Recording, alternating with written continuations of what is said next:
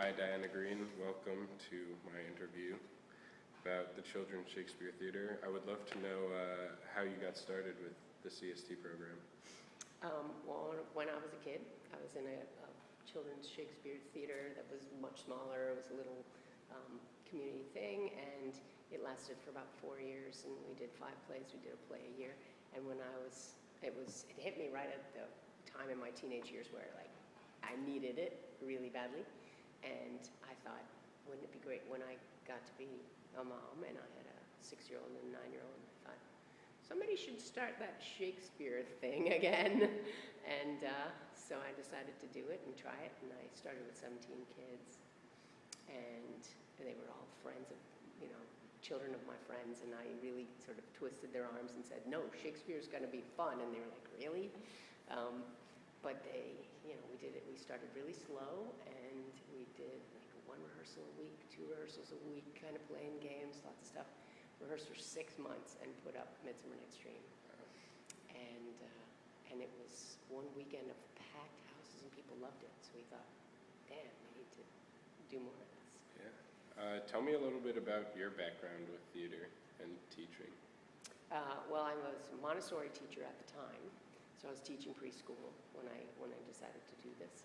And so a lot of some of the techniques and beliefs that I implement at CST are about mentoring and groups of children, whether they're older ones and younger ones, so that they can really learn from each other as well as from me. But in theater, I was only in theater in high school and in middle school and in this children's Shakespeare thing, and then I did a little bit in college, and then I didn't come back to it for a long time until I did this. And then I took all these classes at Shakespeare and Company. I took a month-long intensive for actors and directors, and I was up there for a whole month, and it was amazing. Such a great experience, and a lot of that I bring to all of our rehearsals. Very cool. Talk to me about the process of putting on a show. You said that the first show you did, you rehearsed for 6 months. I mean, now we cut it down to 3 months, 4 months. Yeah.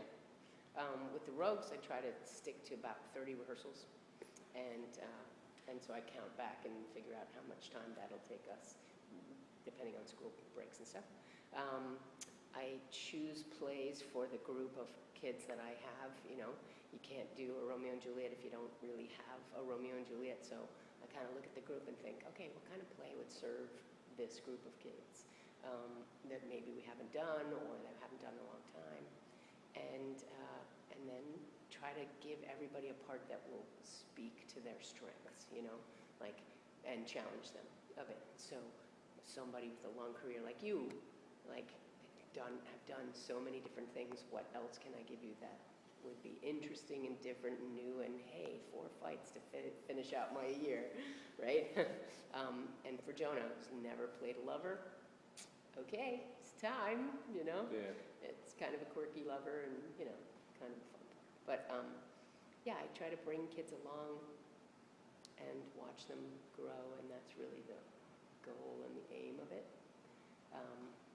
And then the plays, they fall into place with a lot of enthusiasm from the kids and a lot of volunteer help from all kinds of parents and kids who are not in the particular show volunteer and help out on lighting and all that stuff. And it's really a community effort to bring it together. Since this is a non-for-profit company, how do you decide the pay for people? The staff in the company. It's really we try to portion out what our budget is for the year based on, okay, if we have 65 kids paying tuition, then what does that add up to? And then can we estimate how many tickets we'll sell? If there's 4 performances, kind of average in maybe 75 or 80 per show, and try to figure out how much money we have going forward into the year, and then portion that out between people. So directors get paid $4,000 to do the production, which, it's a little skimpy, but it's out here in the country, and if you were in New York, you'd probably get more. And then assistants, and you decide whether we have enough money to put an assistant on every show. Right now we're in a training phase and we're trying to train new people. So we are trying to allow new people to watch each show and help on each show and learn how we work and see if they want to work with us. In a lot of your shows, you incorporate fights and live music and dancing. Talk to me about how you weave all that in, and like what's the process and when is it appropriate and when is it not? Well, I like to vary the shows in that, you know, during a season at least we'll get something that has a whole lot of sword battles, something that's comedic and maybe has a lot of dances and things. We do have parents that are dance choreographers, and it's nice to use them. They offer, and so it's great to say yes, be able to say yes as often as possible.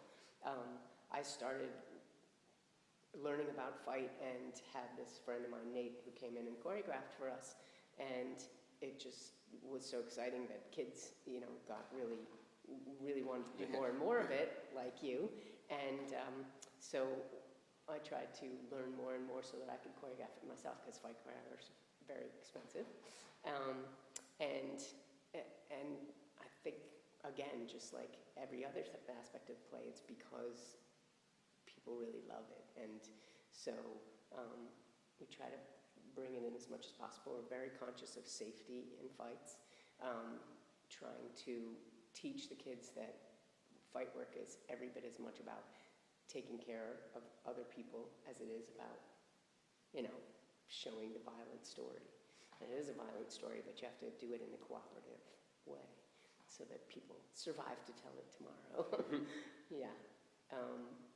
And the music is great fun. I mean, you helped me choose music, you know, for Mac, and I start by saying, okay, maybe there's one place where I absolutely know that I really love to have this music play for that scene, and then the music kind of builds around that. So if we have a theme that's easy, you know, if we're doing something in the 20s, 20s music is there's an actual genre, right? But something more, you know, if we say, oh, it's post-apocalyptic, well, what is that, you know, and we, you know, and you start to gather a sound that feels similar so that there's a consistency and arc to the play. And you found that out. You plugged that one song in right there at the end, and which made sense to you, and you loved hearing it when you were fighting, and it was inspiring to you, so that works. This company has grown so much. I mean, what are your plans for the future? Well, I'm hoping that with all these new trainees that it will function in such a way that we have a different director for every show, and I would direct one rogue show, and because I do think that there's a lot of potential for burnout, you know.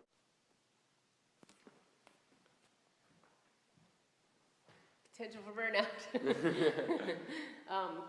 Well, I think that when one person directs all the shows, it's too much, it gets a little overwhelming, and there's a lot of, you know, potential for burning out, and that's what's sort of happened to me in the last few years, and it's too much work.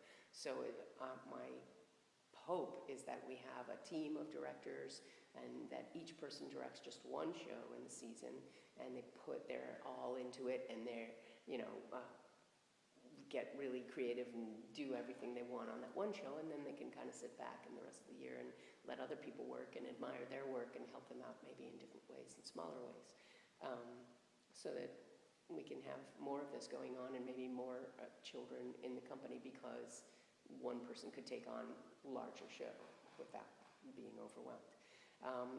Then we also have this fantasy about having Shakespeare bus, and buying an old school bus maybe, and outfitting it so that we can take kids on tour, and arrange with a couple of schools down the eastern seaboard that we would come and visit them during a break time and perform a play for them, and they perform a play for us, so that it's kind of a mini festival, and maybe stay with them. And I think it would be a great way to spread our philosophy and our method and our, you know, work.